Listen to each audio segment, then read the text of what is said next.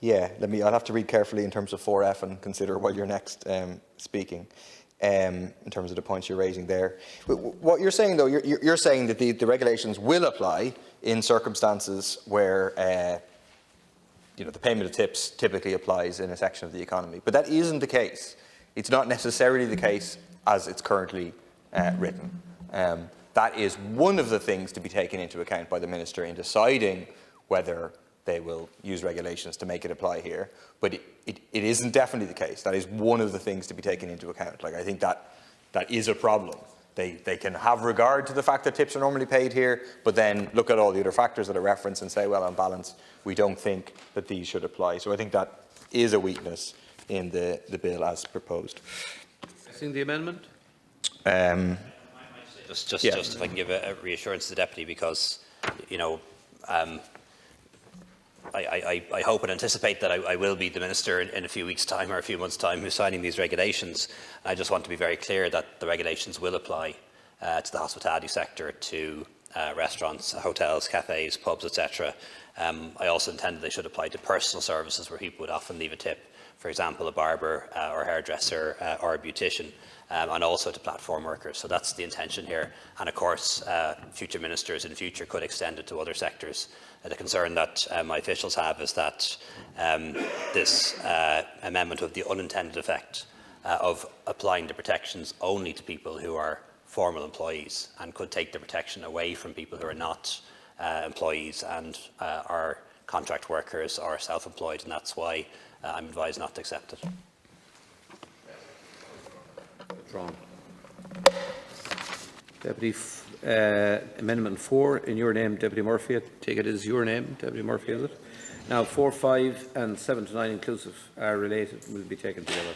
Thanks, Count Corda. So the purpose of this, and there's a number of amendments that are very similar, is to say that this should not just apply to tips that are paid by electronic mode of payment, in other words, credit cards or debit cards or whatever, but should apply to all tips. Tip theft does happen in terms of cash tips.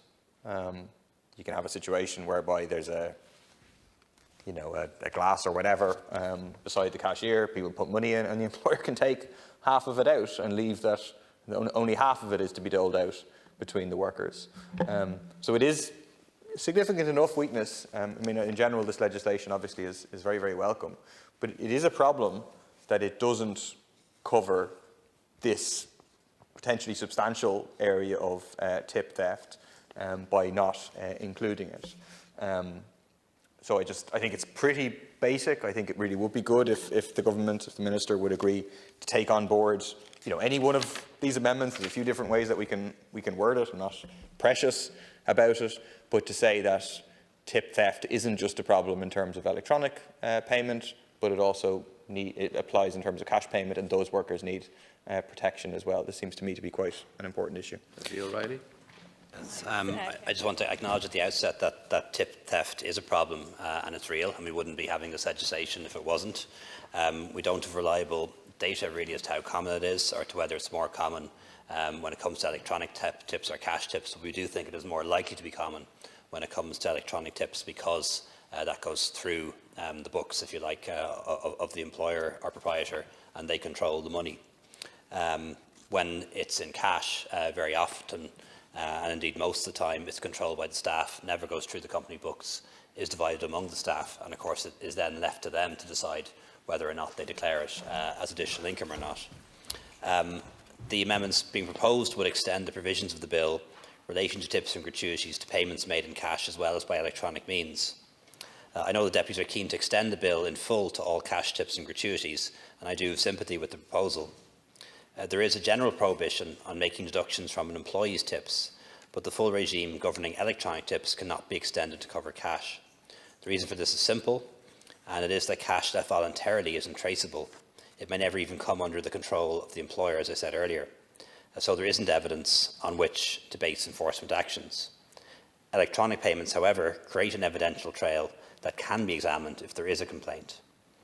I think we should recognise that most payments are now being made electronically, and fewer people are using cash on a regular basis. We make a huge proportion of our purchases, including in-person purchases, through electronic transactions by debit or credit cards, e-wallets and so on. Enacting this bill can also give consumers the confidence to tip electronically, knowing that if they do so, it'll definitely go to the staff. When they add an electronic tip, they will know what is required, that it be distributed to staff, and that those staff have the access to the WRC if they have a complaint. But I do want to assure the House that in a case where a customer pays a bill, which includes a mandatory service charge, the bill and receipt leave an evidential trail, whether the payment is made electronically or in cash. This means that if there is a complaint in relation to the distribution of a mandatory service charge, the WRC can consider that complaint and adjudicate on it. Are you pressing this amendment, Deputy? Yep. Yeah, I hear what the Taoiseach is saying, and I don't dispute. I mean, it's overwhelmingly likely that the majority of tip theft which occurs is in terms of electronic. I agree, it's much easier for it to happen and so on, but also the fact that the vast majority of bills and so on these days are probably paid by cards rather than paid by cash. But it definitely still happens. The Taoiseach acknowledges that it happens. The idea that we can't legislate for it here because it would be very difficult to prove, I don't fully understand the logic of that. So you can definitely think of circumstances where it's impossible to prove. In that case, okay, we have it on paper, but it can't actually be proved. But it's also feasible to think of circumstances where it can be proved, whereby a whole series of employees are willing to testify that every single night the employer comes in, goes through the tip jar and takes out whatever, half of the tip jar for themselves. That's very conceivable. And surely you have to provide a right of redress for those workers who are affected by this, understanding that it may be difficult in some circumstances to prove it, but let's give them the opportunity to go to the WRC and to prove it, as opposed to just kind of admitting defeat before we even started by saying we can't possibly legislate for those who are tipped and have their tips robbed in cash form. I want to thank deputies for their contributions, and I do have some sympathy with the arguments being made, and I have given this some consideration and discussed it with my officials and advisors. But the advice that I have is that it would not be practical to enforce this particular provision, and I'd refer to the report of the Low Pay Commission in that regard as well. It's also possible that this is covered already under larceny provisions in the circumstances that deputies describe, where people will be willing to swear an affidavit and say that money was stolen from them. But even with those sworn testimonies, it would still be hard to prove without other evidence. But again, as I say, a one-year review is built into these provisions. I'd be happy to give a consideration at that point as well, again.